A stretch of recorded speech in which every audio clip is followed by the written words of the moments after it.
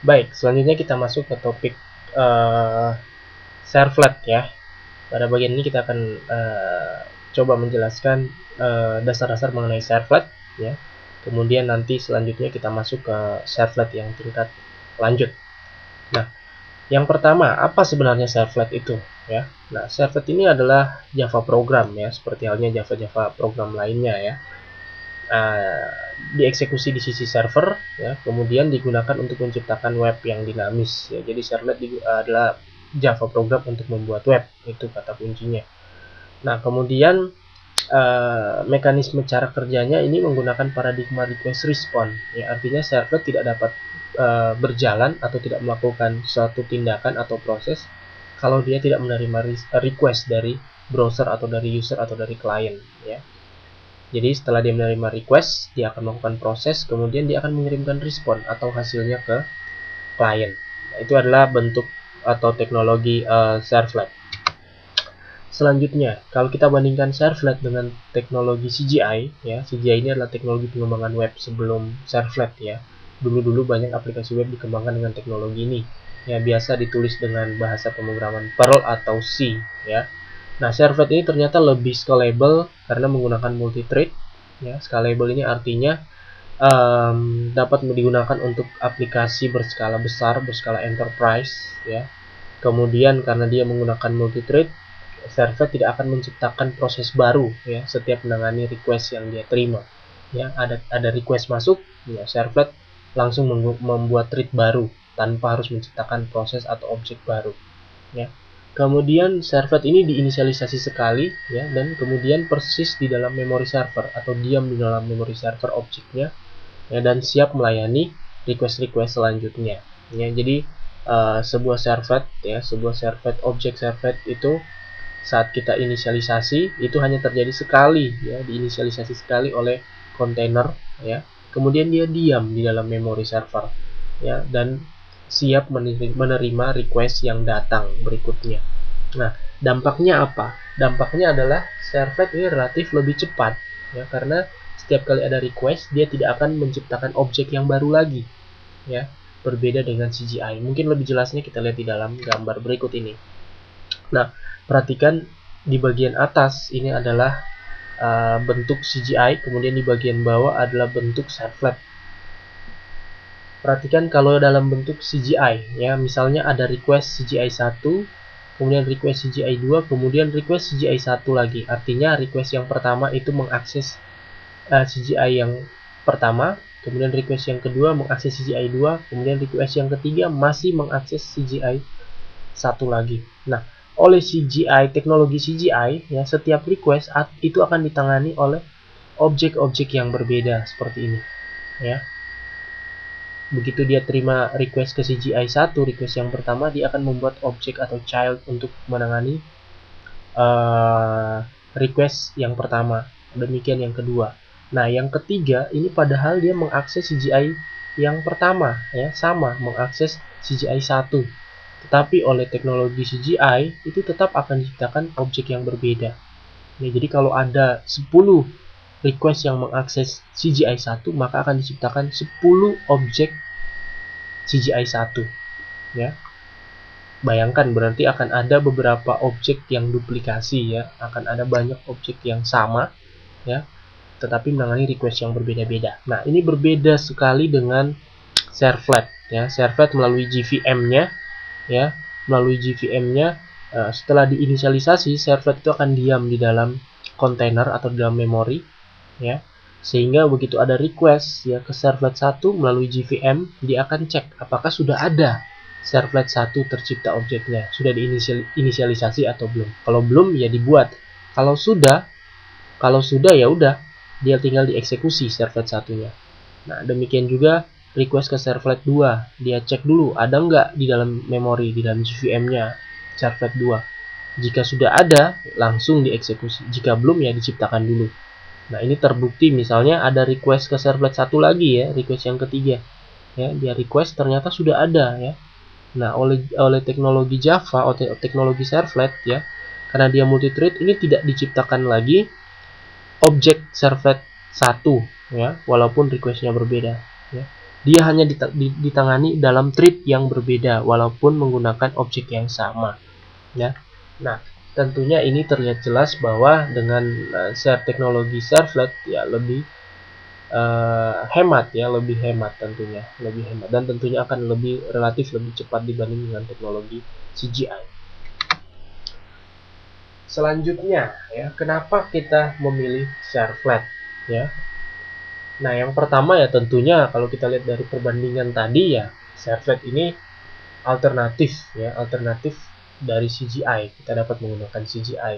Kita dapat menggunakan servlet pengganti CGI. Nah, saat ini pengembangan web, ya, aplikasi-aplikasi web yang canggih-canggih saat ini, jika Anda berkunjung ke website-website yang canggih-canggih ya, itu hampir semua sekarang sudah mulai mengadaptasi teknologi-teknologi Java, ya. Misalnya ya Google sendiri itu sudah menggunakan teknologi Java, ya. Ini artinya ya teknologi CGI sudah mulai tergantikan dengan teknologi Java. Kemudian yang kedua ya, servlet ini relatif lebih mudah dibuat, ya, lebih mudah dibuat. Kita sudah lihat tadi di awal ya bagaimana membuat aplikasi Hello World menggunakan servlet sangat sederhana, ya, sangat sederhana, walaupun mungkin belum dijelaskan apa yang terjadi di sana. Oke, kemudian servlet ini menggunakan API yang sederhana, ya, untuk input nantinya, untuk cookie, untuk session dan lain-lain. Nah, ini kita akan lihat secara bertahap di materi-materi berikutnya. Kemudian servlet ini juga ditulis dengan Java, ya, karena dia ditulis dengan Java ya tentunya akan mewariskan kelebihan-kelebihan Java dan kemudahan-kemudahan Java, ya. Dan selanjutnya ya, karena dia ditulis dengan Java juga ya, servlet ini dapat kita gabung dengan teknologi-teknologi Java yang lainnya, ya, seperti JDBC untuk mengakses database, EJB untuk aplikasi terdistribusi, JMS untuk messaging, ya, Java Mail untuk email, ya, untuk mail, ya, aplikasi mail, RMI untuk aplikasi remote, ya, dan lain-lain, ya. Itu dapat dengan mudah kita integrasikan dengan servlet. Kemudian kita lihat servlet API, ya. Nah, servlet API ya terdiri dari hierarki kelas seperti ini, ya. Yang paling atas itu ada yang namanya servlet interface. Kemudian diimplementasi oleh generic servlet, ya. Kemudian ada HTTP servlet, ya, ada HTTP servlet. Nah, Hello World servlet itu mengextend HTTP servlet. Nah, yang Hello servlet ini, yang warna biru, kotak warna biru ini adalah servlet yang kita buat, ya. Servlet yang kita buat atau kelas servlet yang kita buat, yaitu harus extend HTTP servlet. Mungkin Anda bisa melihat contoh Hello World yang kita buat tadi, kelas servletnya. Perhatikan, kelas Hello servlet tadi itu extend HTTP servlet, ya.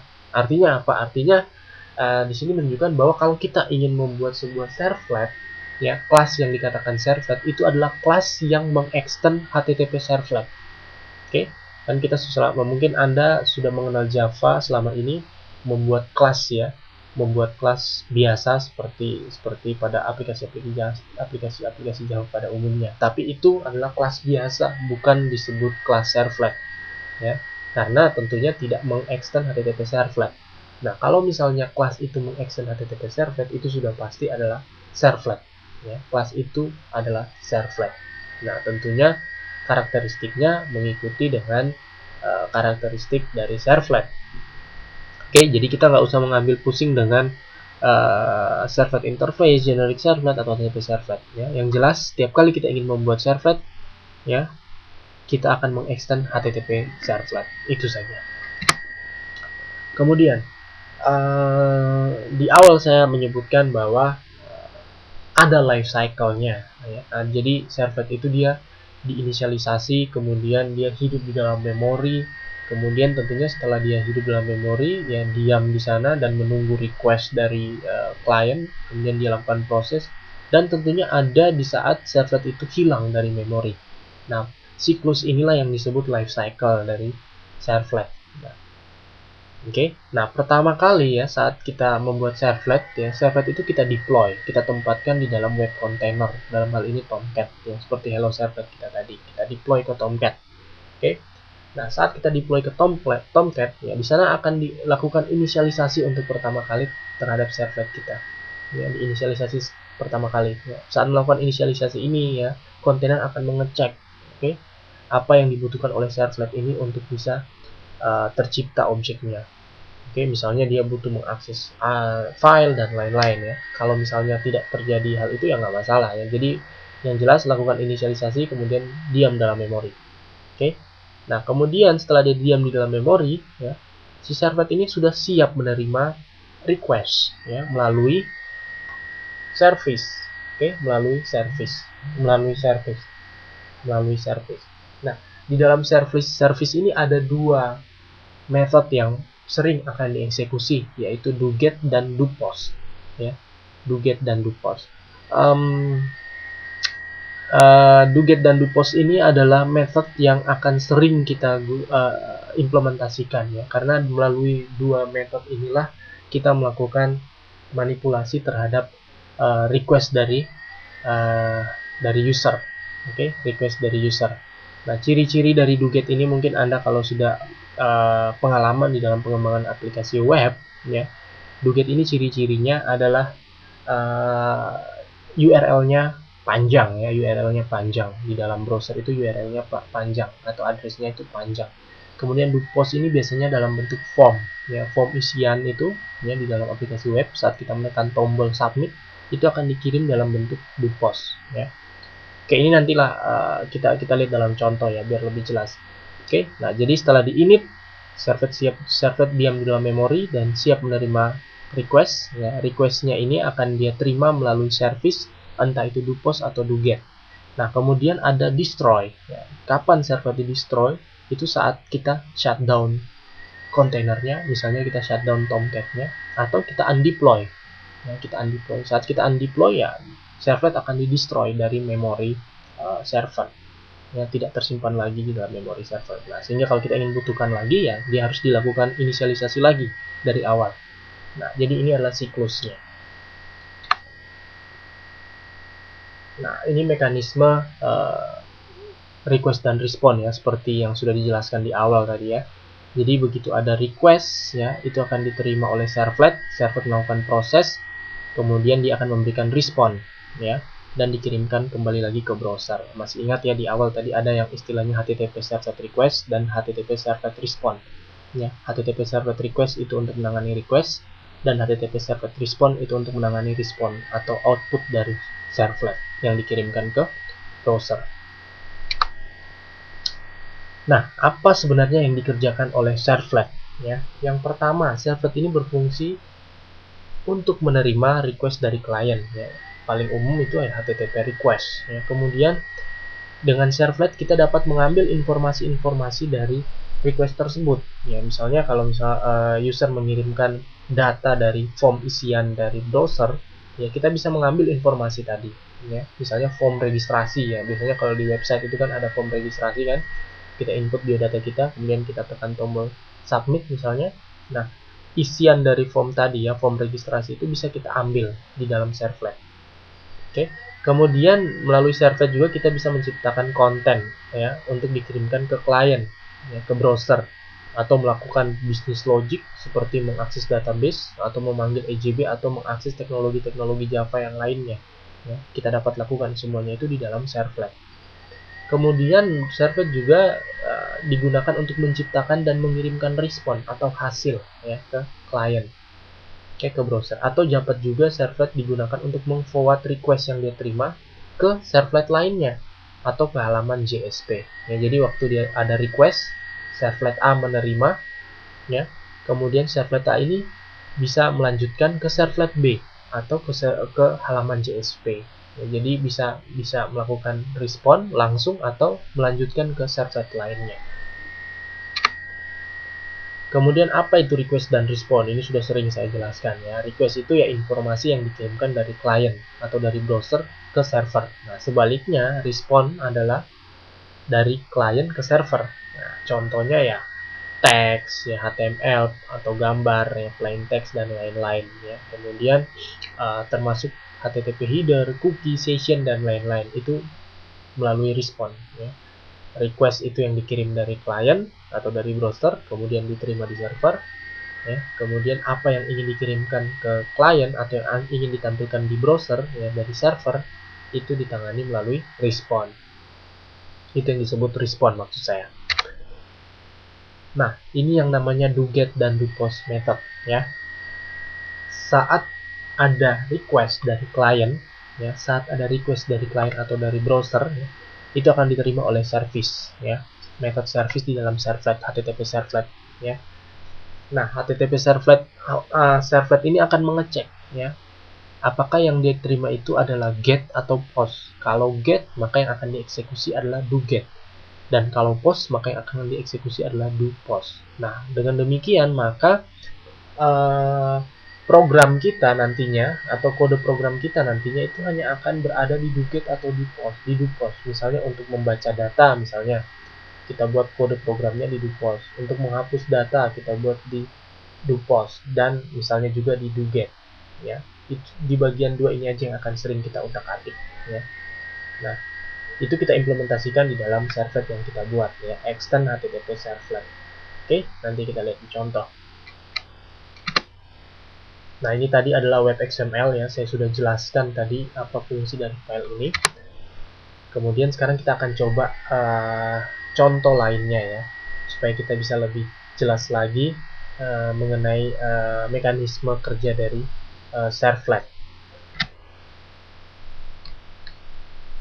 Berikutnya kita akan membuat contoh sederhana yang kedua, yaitu bagaimana kita membuat sebuah aplikasi di mana kita nanti disuguhkan sebuah form inputan, misalnya menginput biodata, kemudian biodata tersebut dibaca atau diambil menggunakan servlet dan ditampilkan isinya. Oke, kita mulai dengan membuat sebuah project baru, new project, web application, kita beri nama misalnya get form. Kemudian kita tentukan servernya Tomcat dan Java, versionnya Java EE5. Selanjutnya kita bisa langsung finish.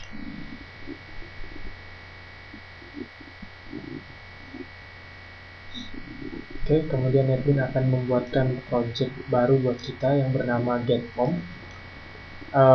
Di project ini sudah secara otomatis akan dibuatkan sebuah file index.jsp. Karena kita belum akan membahas mengenai JSP, kita abaikan saja dulu index.jsp-nya. Saya tutup. Kemudian kita buatkan sebuah servlet baru ya.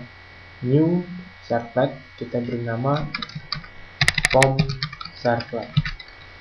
Oke, kita kasih package-nya adalah servlet. Oke, kemudian kita next. Di URL pattern-nya kita beri nama form, kemudian kita finish. Nah, di dalam form servlet ini nantinya kalau kita panggil servlet ini, dia akan menampilkan form isian, misalnya inputan biodata. Oke, kita bersihkan dulu di sini. Kita akan coba mengimplementasi formnya di sini. Oke, ini kita ganti. Oke, saya buat dari sini out.println form, nah, seperti ini. Kemudian out.println form. Oke. Kemudian out.println kita buat seperti ini. Yang pertama adalah nama ya. Kemudian input type sama dengan text ya, harus ada slashnya seperti ini ya. Text, jangan lupa dipotong di belakang. Oke, type-nya text, name-nya sama dengan adalah nama. Oke. Selanjutnya selain nama, input nama, kita buatkan juga misalnya alamat ya. Kemudian kita buatkan juga misalnya telepon. Oke. Kemudian kita buatkan juga misalnya email. Nah, ini kita sesuaikan, name-nya adalah alamat, kemudian teleponnya adalah telepon, kemudian email. Oke, Selanjutnya adalah kita buatkan untuk tombolnya.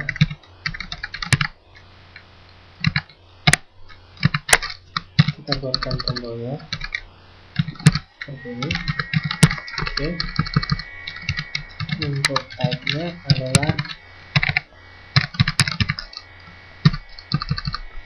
submit. Oke. Kita coba dulu untuk servlet form servlet ini, kita coba dulu eksekusi. Ini saya coba build. Oke. Selanjutnya kita running.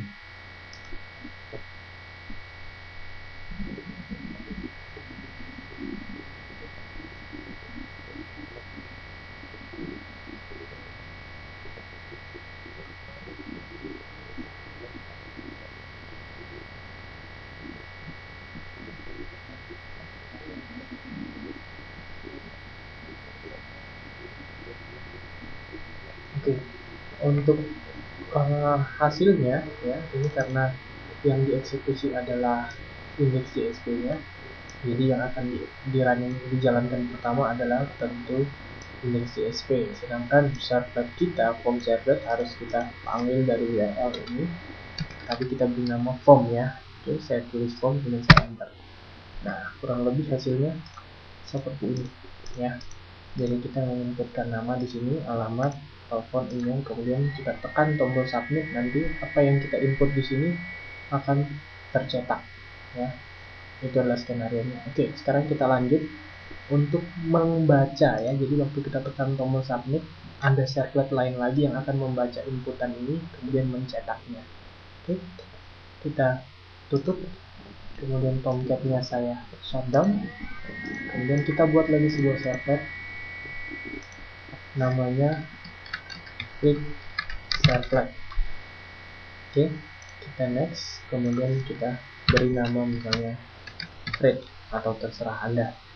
Oke, saya finish. Nah, sekarang kita ingin membaca inputan tadi. Oke, kita buatkan string nama sama dengan get parameter nama. Oke, kemudian string alamat sama dengan request get parameter alamat, dan string telepon ya, sama dengan request get parameter telepon, dan string email sama dengan request get parameter email. Oke. Nah, selanjutnya kita cetak. Nah, dari sini kita cetak. Oke, ini saya hapus, kemudian kita cetak di sini. Saya buatkan judulnya dulu ya, misalnya seperti ini.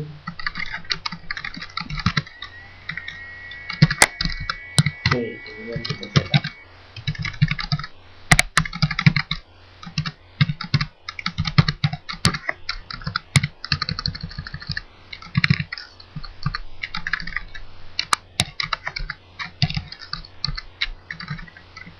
Oke, ini saya copy biar cepat.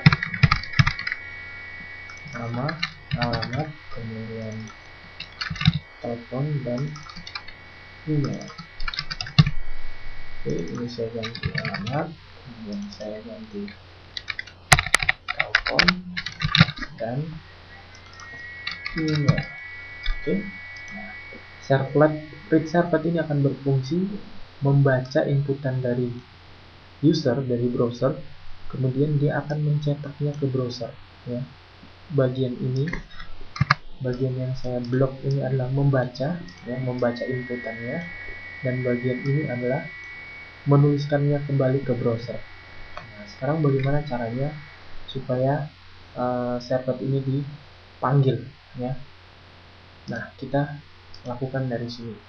Nah, dari form kita kirimkan metodenya adalah post ya, post dan actionnya sama dengan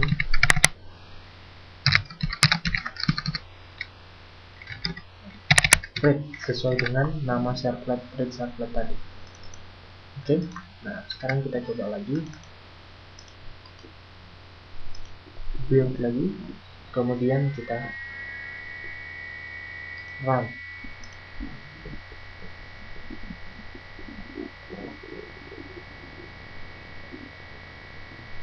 Oke, kita panggil servlet formnya, kemudian kita coba input datanya.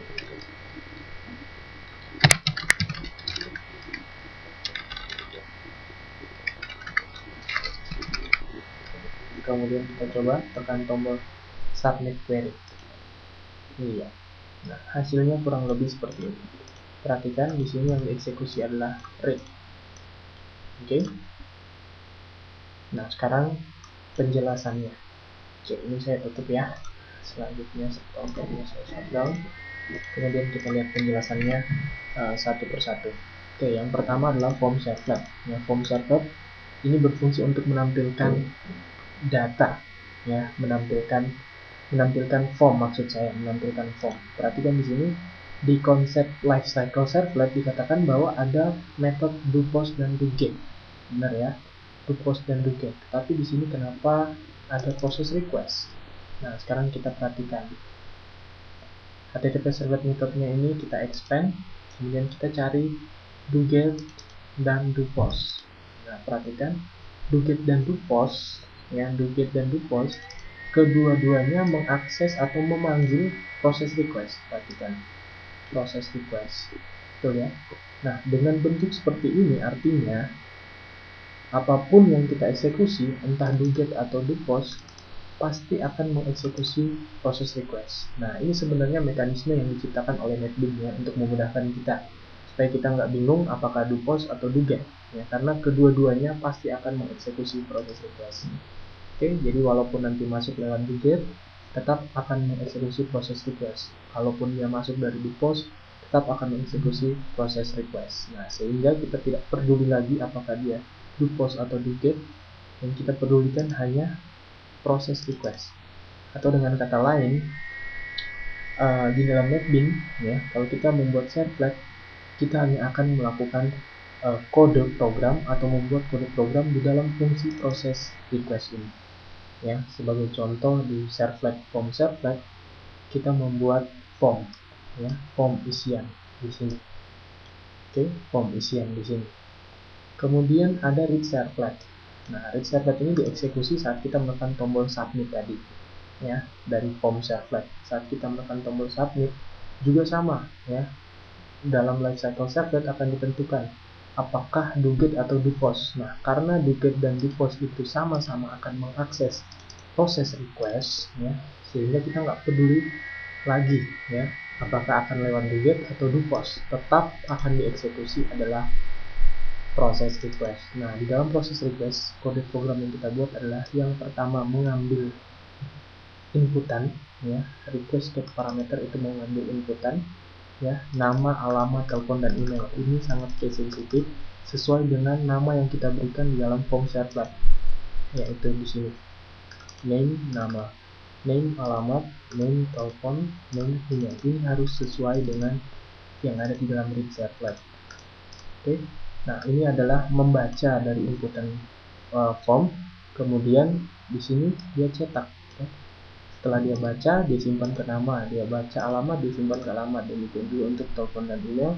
Kemudian di bagian bawah sini dia cetak. Oke. Nah, untuk membedakan yang mana do post dan do get, atau yang mana melewati get dan yang mana melewati post, kita perhatikan di sini ya. Dalam form servlet kita perhatikan ada form, ya, form metodenya di sini adalah post. Nah, ini menandakan bahwa data yang dikirimkan dalam form ini akan dikirimkan menggunakan metode post, atau dengan kata lain sebenarnya di dalam read servlet yang dieksekusi itu adalah do post. Yang dieksekusi itu adalah do post. Oke. Nah, yang akan dieksekusi itu do post. Nah, bagaimana caranya kita mengubah menjadi do get? Nah, caranya gampang, ini tinggal kita ganti menjadi get. Oke, tapi sebelumnya kita coba dulu yang post, kita jalankan lagi. Oke, saya coba running lagi. Kemudian kita lihat bedanya ya. Oke, ini saya running. Saya panggil home. Oke, perhatikan.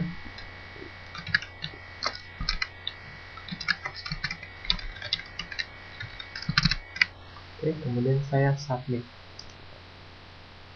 Oke, nah, perhatikan di dalam URL di bagian atas. Oke, nah ini adalah ciri-ciri dari post ya. URL-nya sederhana. Nah, sekarang kita coba yang get.